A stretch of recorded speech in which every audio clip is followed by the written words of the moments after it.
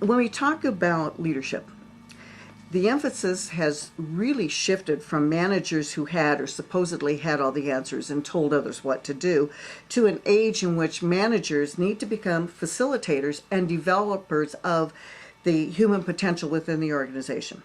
So leadership needs to exist throughout the organization, and it is the responsibility of every manager. And leadership is a skill that can be learned, and with practice, it can be perfected. But it's going to require us to have a different set of thinking than what we had. Too many managers think that their employees come to work to meet the manager's need. We only get voluntary cooperation when people can have their own needs met. It's not easy to produce a win-win situation because not everyone has been trained in leadership. They haven't been trained in teamwork, and they have also been conditioned to be distrustful of management. People have been taught that management is going to use them to accomplish management's objectives. If that is an attitude that we have within the organization, then we're going to have a hard time making that team or that organization successful.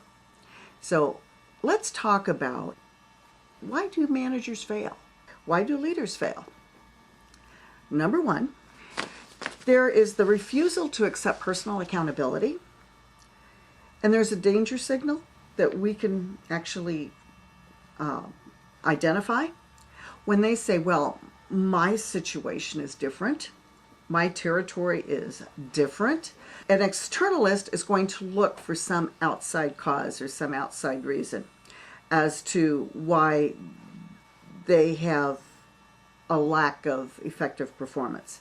An internalist, on the other hand, is going to credit or blame their station in life on internal causes. It's because they accept personal accountability. So managers who don't accept personal accountability are really out of touch with reality, and they need to really take a good look whether the position that they are in is one that they really want to be in, are qualified to be in, and have the effective training to be in. Because if your department is not meeting its objectives, it's not because of the people on the team, but it's because of the way the people on that team are being led. Accepting accountability doesn't mean that we're going to reach every objective, but what it does mean is when we fall short of meeting that objectives is that we are able to admit it and say, I fell short, here's what I learned from this experience, so I'm not going to repeat this experience over and over again. But it's having that ability to look at it. So that's one. Number two, failing to establish and maintain standards. When you're given a job description that just tells you to go out, do your job, and make sure that you do it right, how much direction is that? Not a lot. So tell me, what is it that you would want in the way of a job description? I would want to know what to do, perhaps how to do it, and to what standards I'm going to be held in doing that job. Let's face it, how many people, when they are orientated to a new position, are actually given that information? If you fail to maintain standards, the reality is time can't be managed. It's like space, it can only be utilized. When someone is in a job, that's imposed time. Then we've got boss imposed time, and then we've got creative time, and then you've got subordinate time. And let's talk about maintaining standards is. It's when the employee or the team member is given their objective. Along with that objective, here's